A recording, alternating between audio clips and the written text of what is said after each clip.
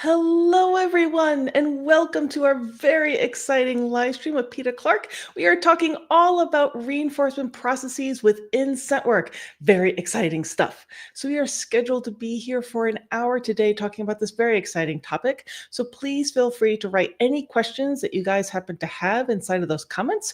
We're streaming over on the Facebook page for Scent Work University, as well as our YouTube channel. And anything that you happen to post, we'll show on the screen just like this. Ooh, technology. So we definitely want you guys to be participatory.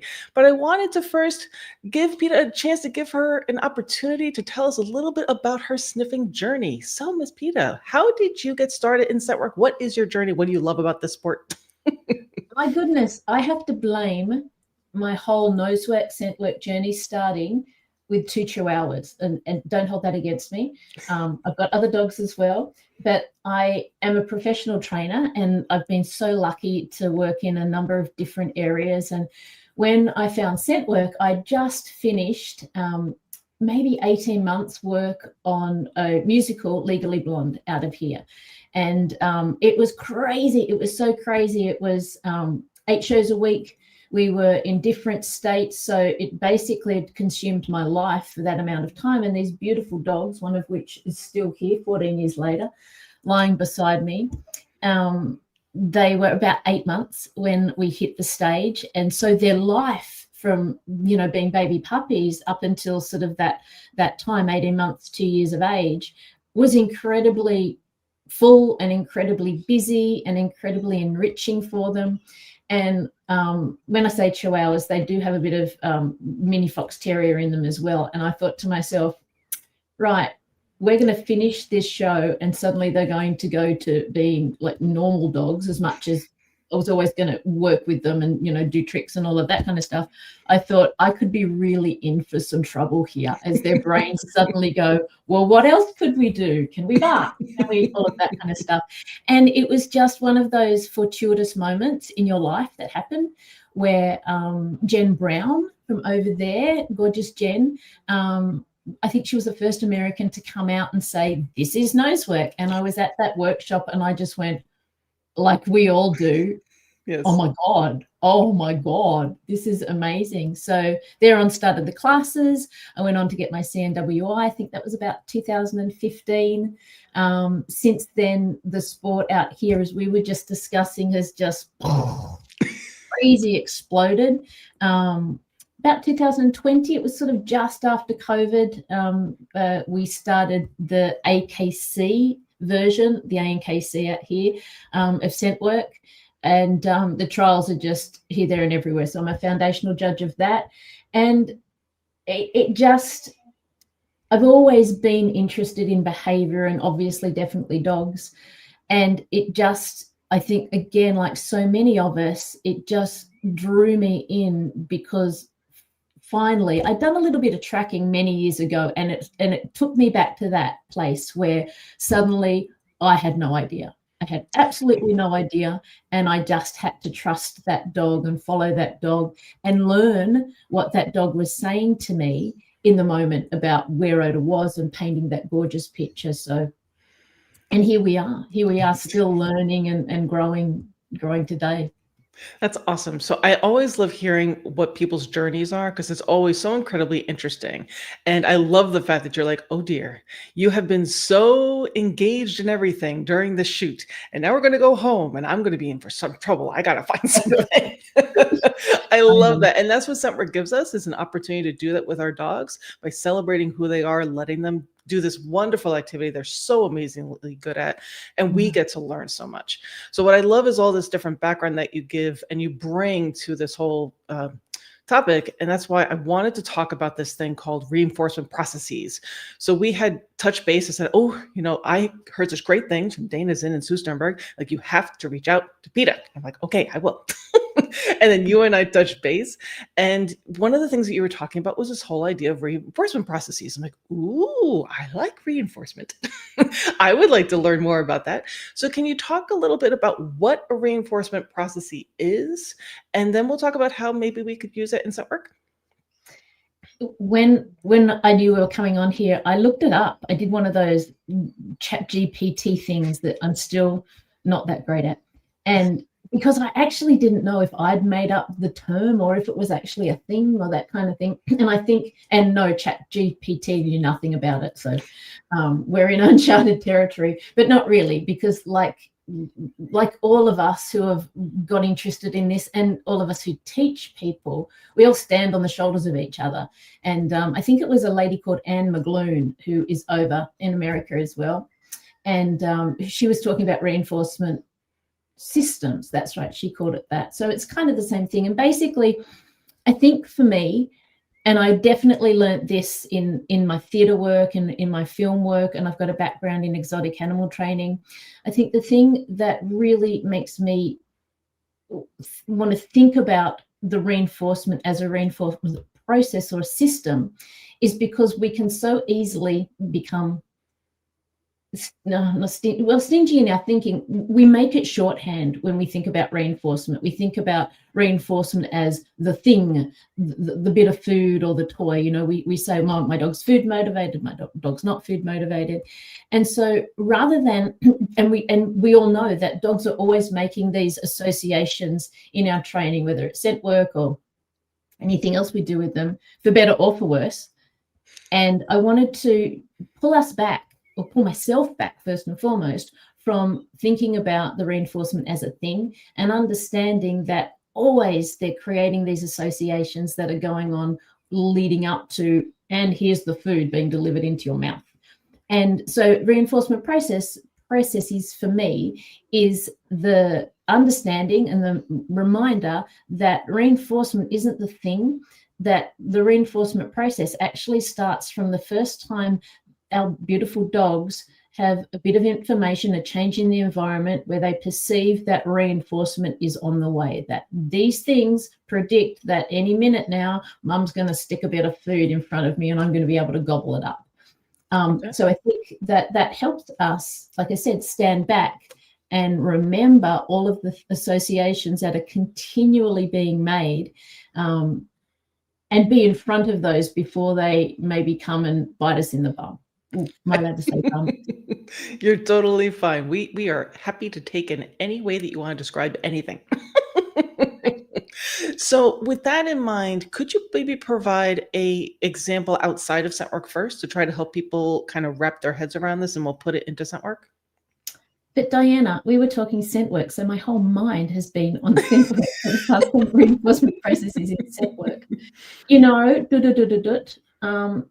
I've talked about the Chihuahuas and Legally Blonde, and I'm thinking, wow, you know, like there are so many, and I'm trying to put it into the processes description that we just talked about. Sure. And I'll bring you on the spot. It's okay. And it's kind of one of those things where when we're learning and when we're talking about these things, we need to put them in their own little boxes, right? So we're talking about reinforcement at the moment, but one of the things I think that we all learn as we go along is that reinforcement or consequences can become cues for other things, and it just gets so complicated and crazy. So we try and separate them out to understand them, but in real life, it's this flowing river where, you know, like I said, reinforcements can become cues and like. So I'm just sort of thinking that in in Legally Blonde, one of the most terrifying things that I've ever trained, because it had to happen in front of 2,000 people at first, was the dogs had to come out and have a conversation with the actress, with one of the actresses, and it was Bruiser, Bruiser, where's Elle? Bark, bark, bark.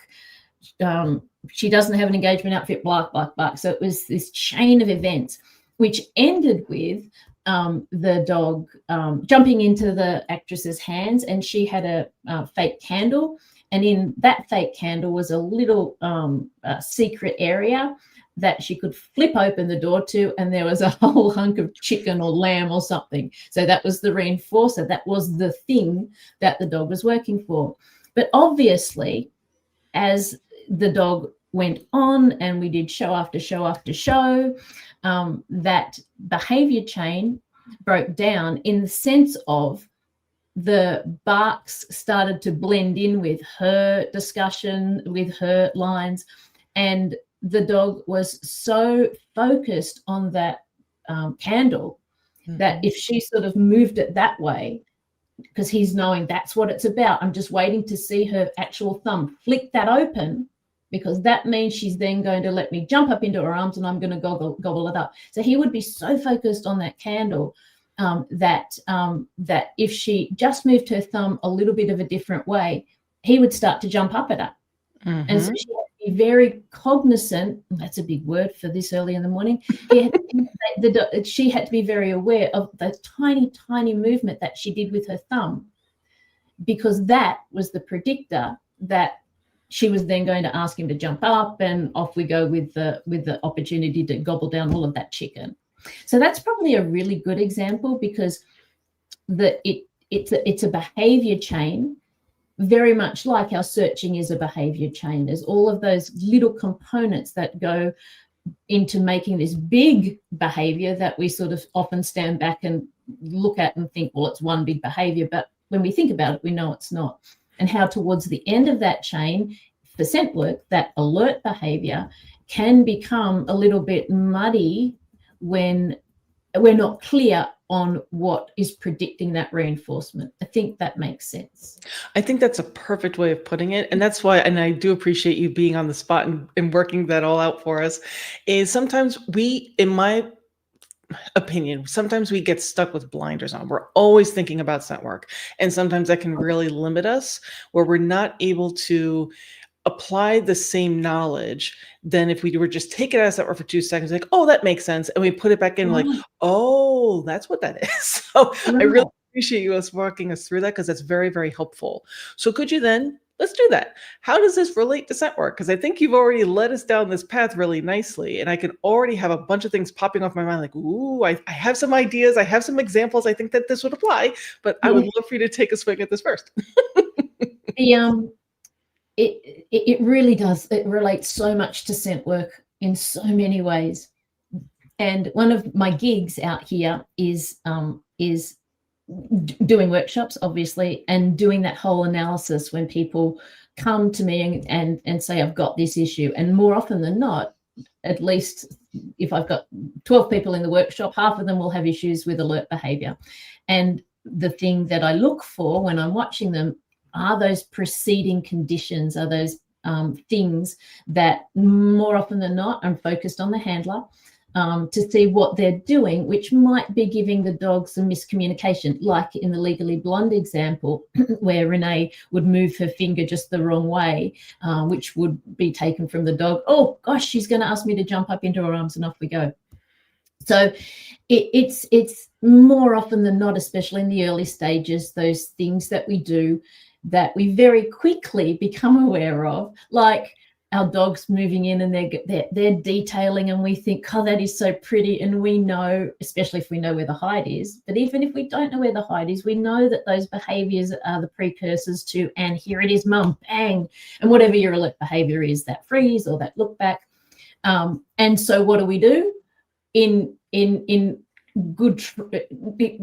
good trainers. So we want to get in and get our reinforcement in our heads, the food or toy, but oftentimes more than anything, it's the food. We want to get that in really quickly. So we start that process, don't we? We do the whole, and here goes my hand into the pouch. And I know I shouldn't be doing that, so I'm going to stop that now. But already the dog's clocked that, and we've pulled them off doing the job and all of that kind of stuff. So that's the most obvious one that we all have to learn to be more self-aware of. But some of the great ones that I've worked with that took me quite a while, but again, it was the same process of thinking about this as a reinforcement process and thinking, okay, what's the first bit of information this dog is getting? Because that probably is at least part of the reason that we're getting these false alerts, that we're getting this fringing problem. And some of the ones I've had, if we're thinking about the hand in the pouch, oftentimes we will, before we even put our hand in the pouch, our shoulders will go up just a little bit, or our posture will change just a little bit in order for us to do the dive, right? And dogs are onto that. Dogs are onto that tiny, tiny movement. Another great one, which I think we often don't think about, but I've had a couple of issues when we focused on this fix quite nicely is when we're trialing and we start to trial and we get into that habit. So even when we're training, we'll call alert. Is that when we're getting ready to say that big word out loud so the judge hears us, so we don't lose any time, we take a big deep breath. So our whole rate of breathing changes. And so I've had dogs who understand that that is the beginning of the reinforcement process, and this is when it gets a little bit tricky in our brains that want to separate everything while we learn them, is it becomes part of the cue. So the dog will be in there doing that lovely detailing, that kind of thing again. And we know as we get higher up the levels, that detailing, whereas initially it led to us thinking that and experiencing that then the dog was going to hit the hide and all of that was going to start. Sometimes when we get up into the high levels, it could be pooling odor. And so the dog's like, I'm just working this out. And we go, oh, I don't know if there's a hide there. It's an unknown, setup. So I'm getting ready. And I take a deep breath in to call alert. And the dog goes, oh, that precedes reinforcement, man. Thanks. You think it's here too? Well, I'll just tell you it's here. And so off we go into this. There's some odor there. That's part of the cue. Now you're doing the thing you do before you give me the reinforcement, which starts the reinforcement processes. And so I'm going to take those two things and put them together and give you an alert. We get a no. Now my dog is lying. I don't know what to do with him. He once was really good. Now he's broken, and so on and so forth. So I think that they're really good examples. A really obvious one that we all know and get very used to, but then these tiny, tiny nuances that we give out that we have to learn to be aware of, which to me is part of the fun of scent work. Yes. And I'm sure, and this is why, we find this fun. I'm sure there are people who are listening like, this is not fun. This is very stressful and awful. What are you talking about? I have to worry about breathing. One of the things I learned as an exotic animal trainer, let me tell you, I'm sorry, guys, dogs are easy. Even with scent work, dogs are easy. One of the things that I learned is that they will, what were we talking about before? I just lost my train of thought there. What did you say? The fact that we find this so fun and exciting. That's right. The fact that it's not exciting. I get excited when I have a problem. Like, I am so rare and weird about that kind of stuff, because the exotic animals taught me that I was on the brink of learning something. And even if I did a session where, I'm going to tell you, the bird flew off and I spent the next 2 hours looking for the bloody thing because of something I'd done, normally one more itis, let's do one more rep. Oh, I shouldn't have done that. In dog training, you just put the dog away and you feel bad about it. In free flight bird training, you're probably looking for that bird for the next half a day at least. Was that even if the session wasn't the outcome that I wanted, or I was a bit confused or whatever, it was still information.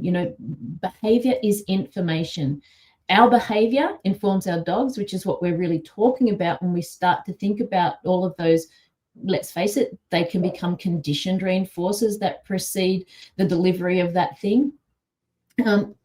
But also their behavior is information to us, right? We're going off the behavior that they give us to tell us what we need to work on in our training sessions, whether we might need to stop the search. You've set up, as we all have, that search where the hides are all easy and it's a motivational search and they're just going to go in and bang them all out, and 5 minutes later they're still trying to work out the puzzle. Like, isn't that information that you should just stop, reinforce the searching, and just celebrate all the way back to the car?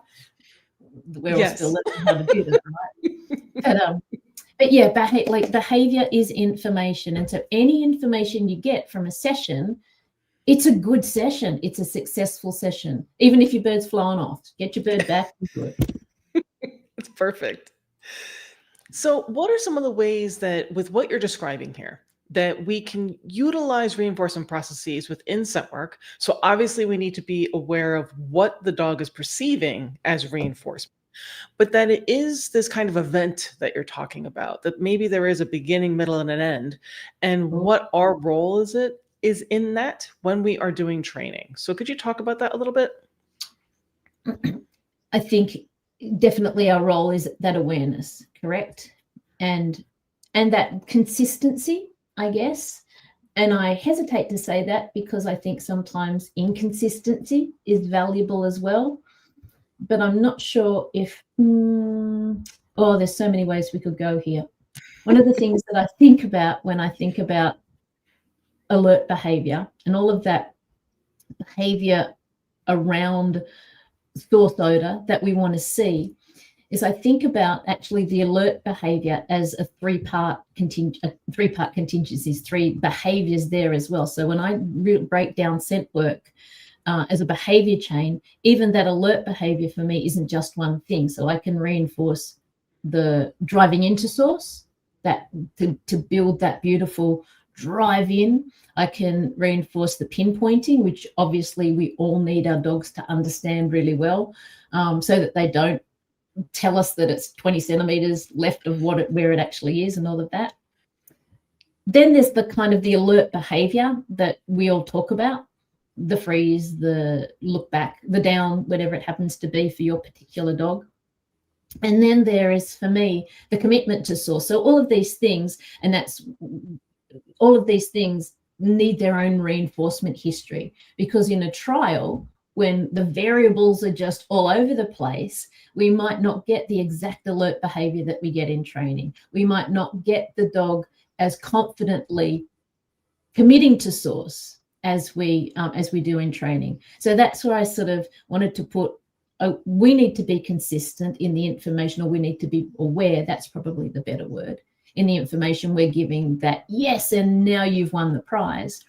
But there is that inconsistency there as well. But the inconsistencies, I guess, in my mind, when we're talking about that end part of the chain, the alert behavior, or the process of alert behavior, is all about what we're paying. Because if we just pay one thing, and then, and the great example for that for me is that when we first started, and I think when we all first start scent work, we train and we want to get in there as quickly as possible and reinforce the dog finding source odor and all of that kind of stuff. We want to get in there so that we don't reinforce the whole thing of, what are you doing? Are you reinforcing the look back and actually looking away from source, or are you reinforcing source odor? We get in there really quick, and then we think we're ready to trial. Our dogs are searching beautifully, they're successful in all of these different contexts, and we go, yeah, I'm going to trial, man. I'm set for this. And I laugh, right? I'm in your boat. I say to people out here, we all start to trial, and then sort of things fall off. They get a bit wobbly, and people say, it's me. And I say, yeah, I know, right? That's the scent work handler's boat, and that boat sunk. There's so many in it that boat sunk, and we're all got our life vests on, and we're sort of swimming away. But what happens in a trial is we build in that hesitancy, correct? Because we're like, oh God, is it? Oh, I don't want to call it. Oh, and so oftentimes, if we've been beautiful in our timing and training and gotten in there really quickly, the dog can take the absence of that quick movement into pay as it's actually not there. No, and so they'll move off. So I've gone down a bit of a rabbit hole, but that is my want. So go back and ask me the question again. Sure. So I think you're actually heading to it really nicely, of figuring out how we can view reinforcement processes within scent work. But Right. I think that you're really nailing it on the head, of because I'm sure that people are like, oh God, but if there's all these different things I'm supposed to be reinforcing, how does the dog know that I'm actually reinforcing them to drive to odor, as opposed to waiting for their alert behavior, as opposed to going to source? Oh, Peta, you just made this so hard. I tried really hard not to. But all of these things come in, doesn't it? And especially with a complex, I say all the time to my folk out here and to myself, behavior is complex. My behavior is complex, and I'm me. I'm the organism that knows what's going on in my brain and what I'm perceiving, and it's still complex. So let alone another species. But the understanding of what is actually being reinforced when there are all of these things going on lies in very, very clearly the behavior that we start to get. So if I'm utilizing my reinforcement processes correctly and therefore my communication is clear, if I've set my criteria, there's a word, my friends, if I've set my criteria to be, you know what, I want to get a bit more drive in my dog, and so I'm going to reinforce, I'm going to consciously know that I'm reinforcing that drive. Then we start to see, and we're doing that really well, and the motivation's going up, and we see the increase in drive and speed and all that kind of stuff, and we're like, I'm the best trainer. And then we see the dog start to go, I'm driving, and hey, pay me, man, because I expect to be paid right now for this driving bit. And so now your pinpointing might fall off a bit. And that's not a reason to say, oh my God, I've gone and done my whole training wrong, and now my dog will never pinpoint again. We're going back to now behavior is information. And all that behavior is telling you is that you need to now shift your criteria and re-strengthen up that part of the alert behavior that is pinpointing. Does that make sense? It does. But I'm sure that people are having a really hard time, like, okay, fine. I put my hide out. My dog is driving to the hide. What do I do? Do I give them a cookie when they're heading to it? Do I give them the cookie once they've hit on it? Do I give them the cookie once they look at me? Just tell me what to do. Right. We all want the recipe. I right? know. And I think to myself, if we want a recipe, we should take up cooking. Yes. because that's where recipes are good. And again, it comes back to, oftentimes I think in training, and I hate this, people will say, your instructor will say, when you say, should I do this, should I do that? We get the answer, well, it depends. And it's like, useless, absolutely useless to me. Cannot go with that. But what you can go with is your dog and yourself, and again, your criteria. So do you want, is your dog, are you not getting pinpointing as cleanly and as precisely as you want? Then that's information that you need to reinforce pinpointing. And because we're talking about reinforcement processes, we need to be aware of what our dog is taking in that predicts to him that reinforcement is on the way. So one of the things about reinforcement processes that gets bantered around scent work a lot is the whole use of markers. Do I mark when the dog is pinpointing or driving in or whatever my criteria is, or do I just come in and throw a bit of chicken down their throat? And the answer is, in their behavior, do you feel like you're clearly saying to them what, and you know through the answer that they're giving in their behavior, do you feel like they clearly know, okay, we're working on pinpointing now? Because it's that moment in time that the information gets to them. And hey, that's a really cool thing that I haven't said yet. I really love thinking about reinforcement and the whole reinforcement process as information. We think of it as the thing, as I said before, and that makes sense because we use positive reinforcement. So we use the food, we use the toy. But so often, I've lost my train of thought again. Using reinforcement as information instead of just. Oh, thank you. Reinforcement is information that tells that dog right then and there exactly what to do to gain reinforcement again in the future. So it's again, I think we have to let go of this whole, but you just tell me what to do. And I get that that's hard. I've been doing this for 35 years now, and it's a skill set that you develop up as much as you develop up a skill set in cooking or a skill set in playing tennis or anything like that. And the more that you start to loosen up and play around with it. And I think that's also the other thing too, Diana. When we first started doing nose work out here, there were no trials. Absolutely none in the foreseeable future. There are a couple that started to creep in around, I think, the 2016 mark with ACSW, but we were just playing. And so there wasn't that whole pressure of, oh, am I ready to trial yet? Oh God, I'm trialing on the weekend, so I need to do this, that, and the other. And oftentimes now I see people who are training to trial, whereas I think the better way to go about it is to train to learn, to train to understand what your dog is telling you and what your reinforcement, what your behavior is telling your dog. I hate it. I know I still hate it, and people are going to yell at me. I can hear them with their American accents.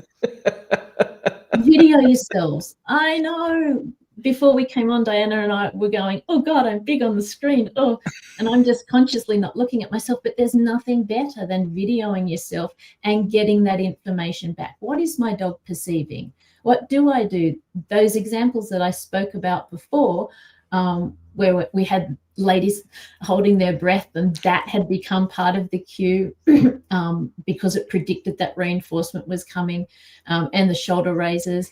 We got that information by videoing and analyzing. Perfect. So as far as with the examples that you've given, let's say I'm listening to you, Peta, and I'm trying my best. So I want to help my dog learn to drive more to work on the drive. What should I then be figuring out what my reinforcement process is for that, so the dog actually understands that's what I'm reinforcing? Are there certain things that I should be doing with my behavior to make sure that that's happening? Should I be worried about any of the things that I may have been doing previously? Like how should I be starting with this? I think always we have to start with awareness. We have to start with that self-awareness. And again, that's a hard thing. But video is your friend. That awareness of what our dog is perceiving, trying to look at it from our dog's or any learner, if we're teaching anything, our learner's perspective is where it's at, right? And all through your search, from the time you say, go find it or search or whatever it happens to be, to the time you say, you're the best dog in the world, it's a communication system that's going on. And that communication system, I think, gets very much under the microscope when we get to that alert behavior part, because, like I said, we're anticipating that the dog is going to tell us where it is and perform that alert behavior. So we're getting ready. And as far as driving into source goes, I think if we want to pay that, then it becomes even more important to be aware of what we're doing, because we can so easily, because we're anticipating, I want to get in there, we can very easily get in maybe a little bit too quickly. So self-awareness is absolutely key. And understanding that if you don't want to use a marker as such, and when I say marker, I think that's a really important term to clarify, because I'm not just talking about a whistle or a clicker. I'm talking about, you know what, I'm going to say this, we can't not use a marker. We can't not give our dogs that first bit of information that reinforcement is being delivered. So our dogs, if they were on this call, they might say, well, move over, Peter, here's my dog's marker. She starts to lean forward because she's going to take a step in. Her shoulders do go up a little bit because she's going to reach in. Her eyes flutter. Another one that I had, which was very cool and very hard to work out, was the lady's eyebrows went up. And she went back a little bit. She was about to call alert. So again, coming back to awareness that says to your dog, now I'm going to come in and deliver that bit of food, is really key. So much of what an individual will do, you, me, another person who's out there, is very much based on the way that they have brought that dog up in terms of their understanding, their learning history of scent work, and that will fuel them and inform them what they need to be aware of and what they need to focus on in order to make sure that they are building that drive-in behavior. But I want to say that the best trainer in the world with the best timing and the most incredible self-awareness If we start to reinforce that drive-in too much, we might see drop-off of that pinpointing behavior and or the commitment to source, because behavior goes where reinforcement flows, right? That's what this is all about. And the glorious thing that can sometimes make us have a nervous twitch about scent work, again, is the huge complexity that's going on. And I often think to myself, how crazy are dogs? How crazy are dogs that they actually work out this whole scent work stuff regardless of us numptying along behind them and trying to train them, you know? Like, they are absolutely amazing, considering I'm sure that we're giving off all of these signals that we don't know and don't have meaning and that kind of stuff, but they work it out. And that's the glorious thing. Dogs are very amicable and very easy to work with like that, but they still benefit from us being as clear as we possibly can. I completely agree. And I think that was all a really nice way of putting it, that Yes. people, I think, have a hard time recognizing that skills are like these living, breathing things that are Right. constantly changing and shifting. And we may have to shift and change what it is that we're working on. So if we're working on drive to source, okay, that's great. And then, oh dear, now I'm getting a little bit of a drop off with the pinpointing. No problem. So now we need to work on that a little bit. And then it No should kind of problem. ebb and flow. That's it. That's it. No problems. As I said, you know, if we can, if people get nothing else from our little discussion together, just taking a breath and realizing that this incredible journey is all about learning, and their behavior is information to us. And like you said, behavior skill sets, they're never stagnant. That's what learning is, you know. Behavior change learning is a biological mechanism for survival. You know, if it was like, I've learnt that and that's how it's always going to be forever, we'd all be done. And that's the glorious thing about it, but it can also be the most confusing thing. Well, why are you doing that? I've told you, you know, you know that. I hear that all the time. Why did you do that? You know, suspended hides. You know, ground hides. Why didn't you tell me about it? I mean, who knows if the odor was even available? We've done everything perfectly, and that odor's shot off the way that the dog was never going to go. So it really just does change your mindset, and for me makes this journey so much more enjoyable, because you're not beating yourself up. You're just enjoying the ride of this back and forward communication with each other. That is perfect. So could you talk a little bit about, when we're thinking about this whole reinforcement process, of what it is that you're doing? Again, I think you're bringing up some really great examples as far as all these different cues and things that we're giving that is part of the whole event. But as far as the reinforcing itself, because I do notice, we were talking about this a little bit before we started, that as we continue to progress with our training, the delivery of whatever it may be it the toy, be it the food, be it the praise, all of a sudden gets smaller and ickier and just non-existent. So could you talk a little bit about that, as far as how we can view those things as part of the event, and that there is, or there should be, kind of a structure to it, so that the dog has the information of, okay, I did this thing, here's the reinforcement process, here's the event, and now I can maybe take a breath to go ready to go do something else. Could you talk about that a little bit? Yeah. We've introduced somewhere along the line, I don't know if you did it or I did it, this whole another term that people might not be that familiar with, reinforcement event. And again, for me, it comes back to the fact that reminding us that behavior is not the thing, it is what the animal gets to do with the thing.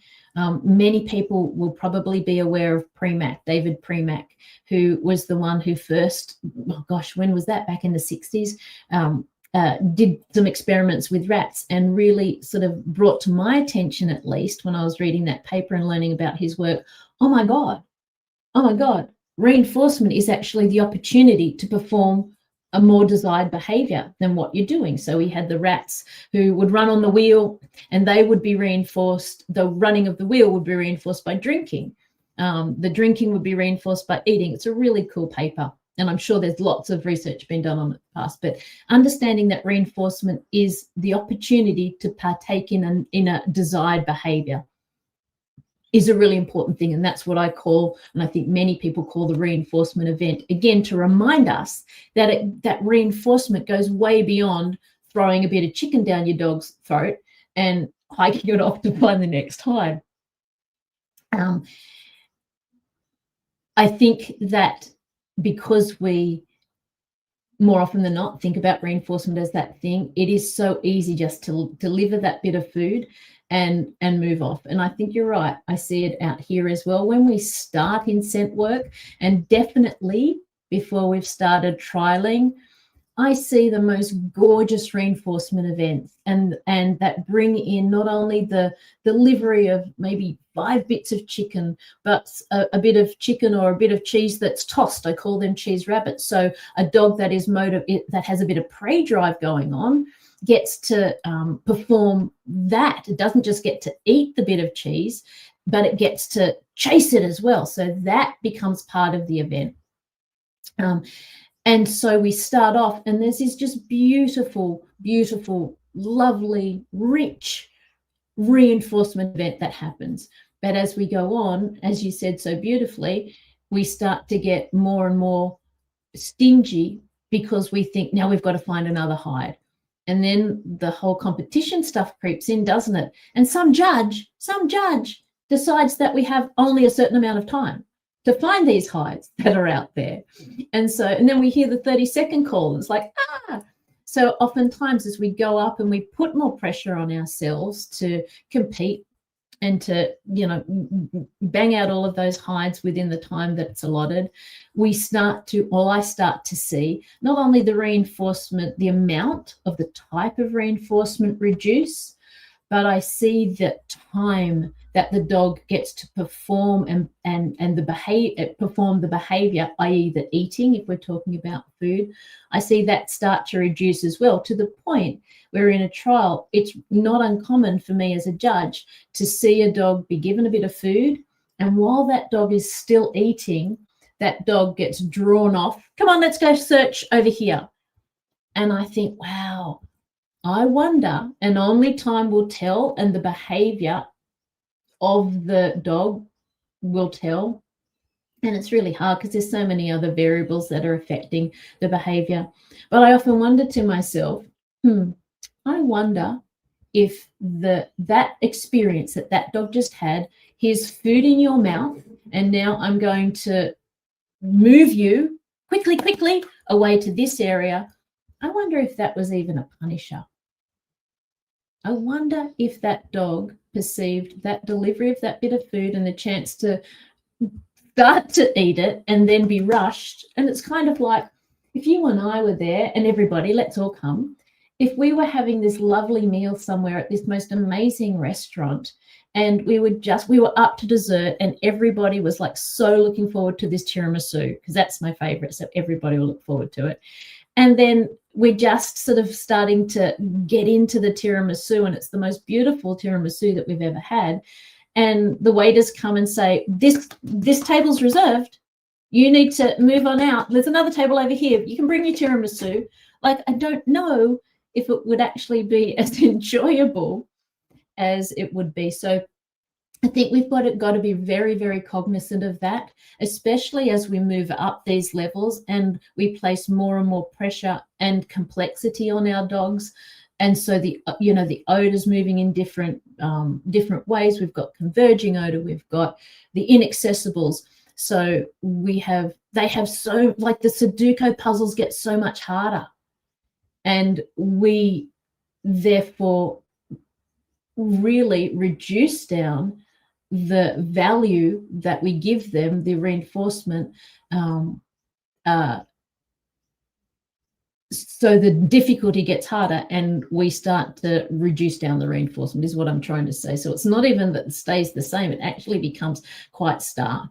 And I think it's definitely one of those things that influences these dogs going from, at the beginning stages, I love this game so much, this is the best game ever, my mum lets me do this and it's fantastic and she trusts me and it's awesome and I get this great game whenever I find this smell and I love it, I live for this game, to up at the higher levels, it's cool, it's okay, it's here, I think it's just one of the things, but I think it's a very big thing, and it's an easy thing for us to look at and to just be more aware of, and to up our antes. So reinforcement events and thinking about them as the behavior, not just the bit of food, are key.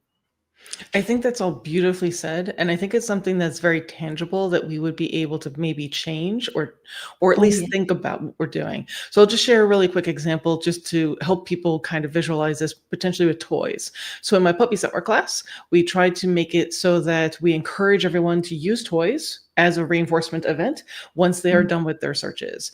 And the key is that I try to, and I haven't successfully done this because obviously people still struggle, is after they've done a search where there's one hide, I say, okay, the puppy is probably, because we've already done a bunch of little searches, they're probably going to want to keep checking out maybe those boxes to see if there's more magical cookies. And that's okay. Allow them to do that. And mm, without fail, there will be someone who is like, but my job is to play with this toy. And this is reinforcing for me too. Come get your toy. So then there's this conflict mm, point where the puppy's like, mm. but there are more boxes for me to check. I don't Oh, want the toy. So I think oh, this is something that is really important for people to think about, that the example that you were giving, that could this potentially become an aversive, I think is mm, very possible. We could do that with anything that we're doing, but allowing the dog to dictate what is it that they're ready to do. Are they ready for the reinforcement? Let's say that you are indeed done. Okay, yes, I do actually want the treat, the toy.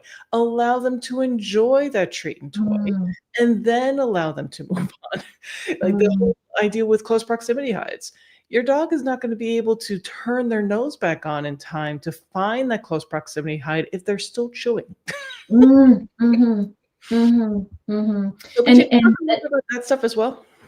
yeah, yeah. I just as you were saying that with the puppies again, just coming back to that whole premise that behavior is information, and here's another perler that I remember from good old Susan Freeman all those years ago when I was first starting to really get deep into the applied behavior analysis, which is the foundation of everything that I do. I think in terms of all of that science stuff that I've learned.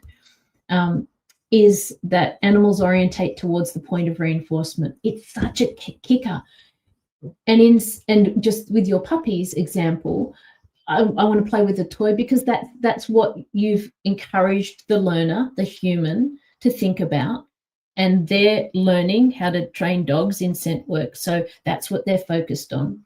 But if we can step back and think, animals orientate towards the point of reinforcement. So if they do play for a little bit and then go, hey man, boxes over here, that's great information. That now that the opportunity to explore more is more reinforcing than engaging with that toy.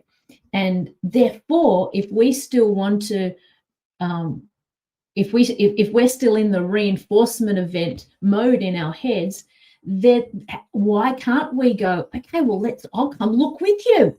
Oh my Lord, this is a big box. What's under it? Like, I think most dogs will go, this is the craziest day of my life. My dogs, I often will go down during the summer, and it's starting to get warm enough now. I've got a river close by to me that I absolutely love. I call it my church. And I watch these chihuahuas piddle dick around searching for lizards for hours, hours and hours. And I think I could, in the 10 years that we've been doing this, the 12 years, I could, count on one hand the amount of lizards that they've actually caught. So isn't that incredible? But you know what? I'll be sitting there reading my book or having a swim myself or whatever. But when I go over and say, what about this rock? Have you looked here? You see just an additional joy come into them because I'm now part of that game as well. So yeah, I love that. I love that that example of the dog moving away from this is what the reinforcement is. And I think it's very relevant to scent work because we all know that one of the greatest things about this game is that the searching itself becomes the game and the reinforcement for our dogs. to a greater or lesser degree, of course. And there's nothing better than to see a dog actually take the toy or the food and, while they're still chewing, move off themselves to start searching. And so I think, just to be really clear for us all, myself included, it's not the fact that they're still chewing. So I don't want anybody to sort of go, okay, I'm giving you 2 bits of food because Peter said I should do more. Okay, great. Let's see if this works, rather than one. And you're still chewing, so just stay here while you chew. If they move off, that's cool. And I guess that's it, isn't it? It's allowing them to make the decisions and make the choices that then inform us where their head's at and where their desire, what they believe reinforcement, what for them right in that moment the most reinforcing behavior to do is. And it might be searching. I think probably we've all seen dogs, maybe. I've seen dogs, poor people, because you get a fault out here if you drop food. Maybe it's the same over there. I've seen people hand their dog a lovely bit of chicken, and the dog go, yeah, I don't want that, I'm busy searching. It's like, oh, sorry, I have to give you a fault, even though your dog spat it out. Like, the dog just didn't want it. It didn't want that interruption to the search. So again, going back and understanding that reinforcement is this process, and it's in the eye of the beholder. The learner decides what's reinforcing, not you. How do we know what's reinforcing? It's that orientation to the event, the thing, and time spent performing that behavior. Perfect. We do have a question from the chat. I was hoping for thoughts on my problem that I've been trying to work through. Pairing. My dog now sees odor as the cue to find the food that is also there, and she will now ignore odor. Her ears flick as she goes over the odor and will keep searching for the food. How do I go about fixing this? What are your thoughts? Gosh, that's an interesting one. Pairing has been, in my scent work brain, one of the most interesting concepts and things, and I've used it and I've seen benefit of it, and obviously it works because there's so many dogs out there that are out there searching at ultimate level. And what's your high one in nose work?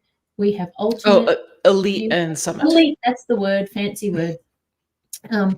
So obviously it works, but every now and again I see this problem where the dog, for whatever reason, however their beautiful brain works, has learnt that the odor, our target odor that we want to be meaningful, as you say, is actually irrelevant. And there's a whole lot of science behind that and blah, blah, blah. And so when I have this issue, this is with dogs, this is where I will make very sure that the person, the handler, is so ready to the point where I'll be a backup. So the person is really ready as soon as that dog goes in and goes, oh, this is a funny smell. I'm there to shower that food in. And I tell you, if you saw us, especially when we've got this problem, because now we potentially have a situation where the dog has learnt, like you said, it's irrelevant, or it's a great analysis that you've done, finds odor and then goes, great, there's got to be food around here somewhere. So we just need to clean up that understanding. And association's been made, but we just need to clean up that understanding. So I will actually get a tin that has that is big, it's obvious. People say to me, Peter, it's not eye work, it's nose work. I say, yes. But we're just going to use every bit of perception ability that the dog has at the moment to get that dog driving in, taking a whiff of that odor, because they're going to, because that's what dogs do, right? Whenever they go up to something novel, they'll go, what's that? Whether they're using their eyes as well or not. And as soon as that dog's driving in, I shower the dog with food, or I get the person to shower the dog with food. Oftentimes it is in a box. Sometimes it's not. Again, depending on that dog's past experience, if I want to make sure that they don't think it's about the box, and we've all been down that rabbit hole. But it's that beautiful reinforcement event. So I would actually get the food out of the pairing role.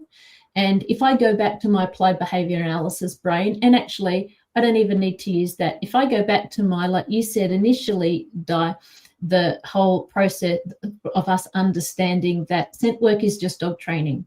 And how many of us with our dogs have lured a sit or lured a down or some other kind of behavior.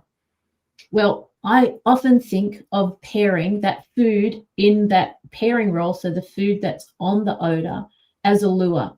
It's helping us get the behavior that we want so that we can then pay.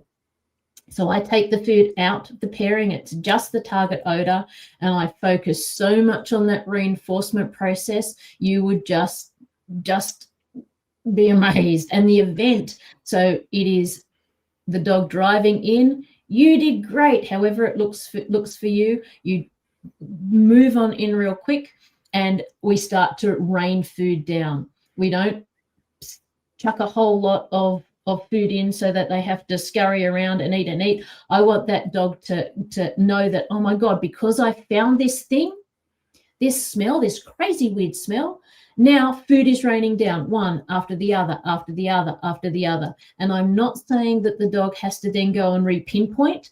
I don't want to reinforce nose touch. I want to build that value of odor. So as long as that dog stays at source, and here's another one, and here's another one. Oh my God, you did great. Here's another one, and here's another one. And we do reps like that. Reps like that. And pretty soon we see that dog going, oh my Lord, I found this smell. Let the rain begin. Perfect. And that actually leads us up to my next question for you, which I'm sure a lot of people are going to have. It's like, okay, so you guys been talking about this kind of stuff, but I couldn't possibly do a raining down of treats at a trial, Peta. TikTok, there's only so much time that I have. What is this? Oh, now you're going to make me lose placements, and I may not even queue. I may time out. What is it that I'm supposed to be doing here? So could you talk about that a little bit? 100%. Training and trialing are two different things. Totally two different things. And what we're doing with our training, always in my head, is we're building expectations of possibilities. When I find this hide, what could possibly happen? What could possibly happen? If you ask these chihuahuas, they'd give you a list. They would give you such a long list. Well, here's what can happen. I can have a chicken neck thrown at my head. Oh my God, it just came from the sky. I can have a scatter feed just suddenly appear. Sometimes mum will say, you're the best dog, and move in and start to pay me 3 or 4 bits of food. And here's the thing, when it's a chihuahua, like your reinforcement event looks so little to a big boxer, it's just huge to them. So I am building in my training the parts and the strengths and the expectations, especially when I get to source, that I'm then going to use in a trial. Obviously, I'm not going to, I can just imagine the judges out there, contamination. Obviously, I'm not going to throw a hunk of food in at a trial or rain it down, or even potentially, give 5 bits of food where I would normally give 1, because I don't want to eat up my time. But what you've got is a dog in a trial that thinks to themselves, oh my gosh, I found Birch. What might happen next? What might happen next? So I think that's a really valuable thing. We have certain rules that we have to follow in a trial so that the trial and the search experience can be as fair and as fun and as enjoyable to all of the teams. But what we're doing is we're training for and building up those expectations and understanding so that we can trial effectively. Perfect. And just to build off that just a tiny bit, could you then talk about, because we were talking about how this is all exploding in popularity, the way that people can find the balance between, but Peta, I have 3 trials this week. And so when am I supposed to be doing the big reinforcement event? When? So can you talk about that a little bit as far as how people can maybe recognize they may need to be doing a little bit more in training, that because they may not be able to be doing it so much as trial, that you're building the expectation on behalf of the dog in training, that means you have to be training more? Yeah. And that gets us down another rabbit hole. How do we train? So often in scent work, starting to change now, but when I started, training was setting out a search and off we go. And the goal was to find all the hides. And if we didn't find the hides, then we would move around until I found all the hides. We all know we're not supposed to point at the hide, it's over here, but so many of us do what I call the Titanic tell, where we sort of come in and go, oh yeah, check the table. This, I'm just thinking this table might be good. Obviously, we're pretty savvy now. But breaking down the search, for me, if I've got trials coming up, I'm going to put my money in the bank in my training in Robin's enjoyment and his enthusiasm and his love of it. I'm not going to trial until I've built all the skills. And so leading up to a trial, I want to just remind him, this is the best game ever. You know, the skill sets, you're not going to learn skill sets and teach skill sets the week before the trial, right?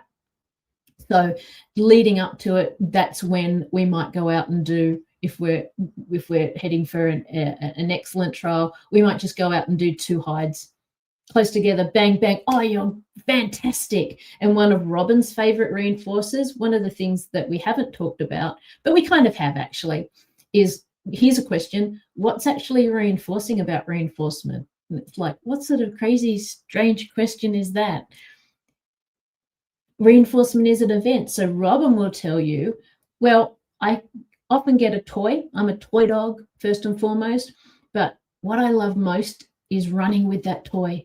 I love running with it, and I'll throw it up. And obviously I can't do that in a trial. Well, sometimes I can. We're at a venue where I can sort of take him out and he's on his long line and he can comfortably do that for, you know, at least 30 seconds.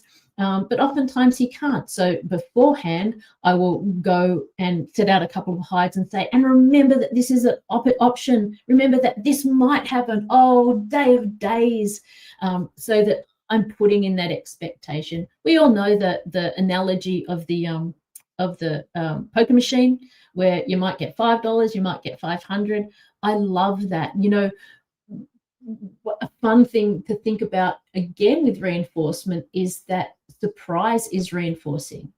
So if your dog expects the 3 bits of food, and for some dogs, great, thank you very much, we're on, and expectation and consistency is a great thing. But there's lots of science out there, albeit with pigeons, but I think we can carry it across to dogs and ourselves, is that if we've got a number of things that are possible to happen at source, events that are possible to happen at source that we really enjoy and like, and we don't know which one of them is going to come out, it's pretty cool. That's going to increase that arousal. And if we want to talk seeking system and all of that good stuff that goes on in the body, when it's like, oh, not just am I going to get something good, but I don't know what it is. It's kind of like Christmas morning, right?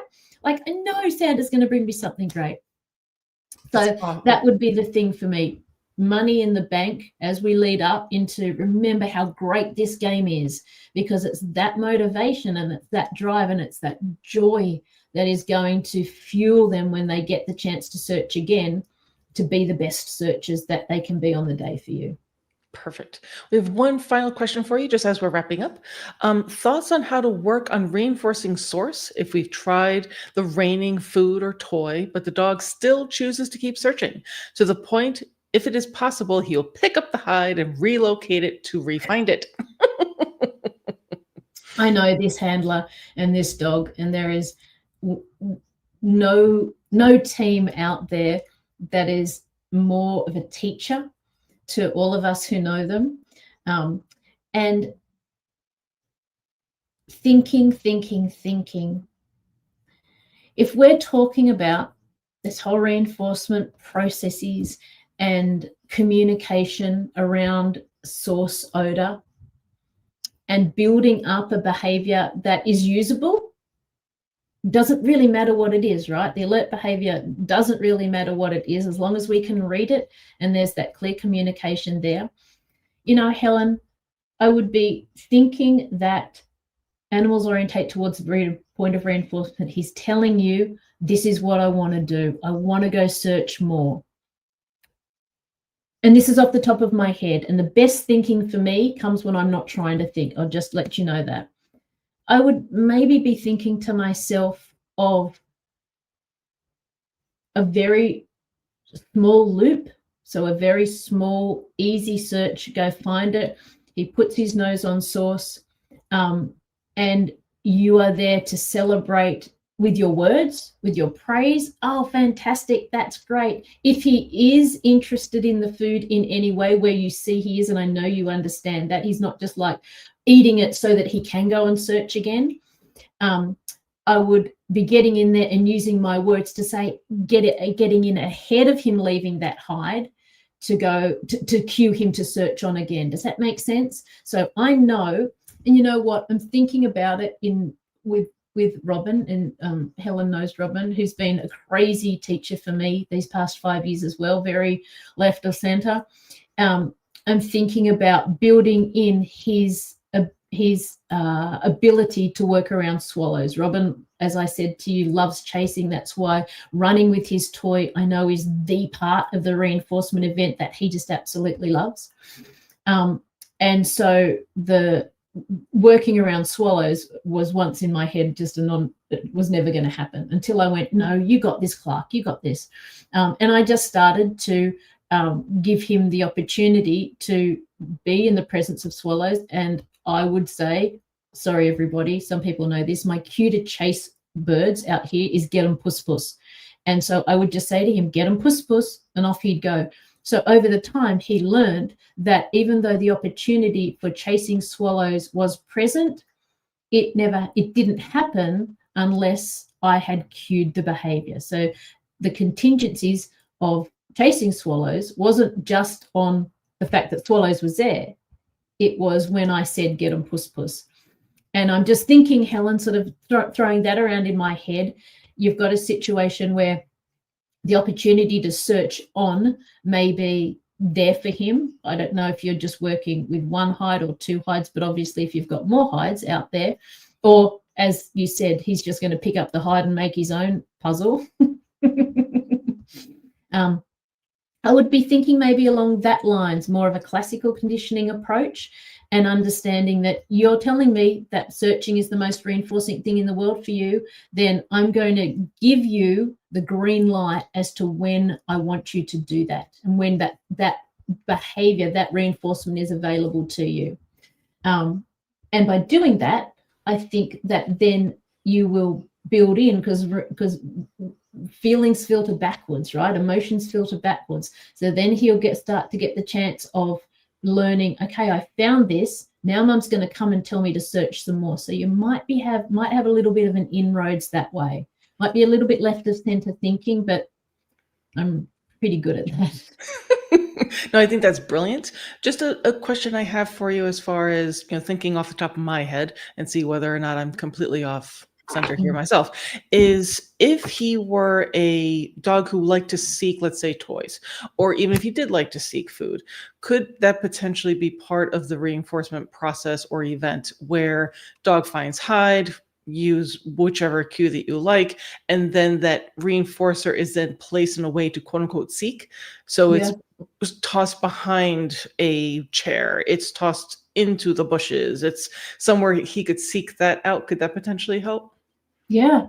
That's the thing, isn't it? Again, we go back to the fact that especially when we have crazy dogs like him, we're in a situation where we have to watch their behavior and modify ours to suit. I'm just putting a chihuahua on the ground.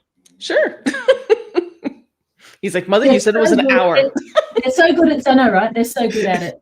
And that's where, as you said so beautifully, we've got to be on the balls of our feet and go with the behavior that they're giving us. Is the behavior that we want growing? Awesome. We're kind of on the right track there, because that's what we want. If the behavior is not growing, then we stand back and we go, how could I modify this? So I love your thoughts, because it's just modification. And actually, we've come at it from a couple of different ways, haven't we? We want him, ultimately, I know Helen will want a trial, and she needs him to come in and go, yo, it's here. Yo, it's here. Whatever happens after that needs to be under her control. That's a cool thing to think about, isn't it? It needs to be under our control.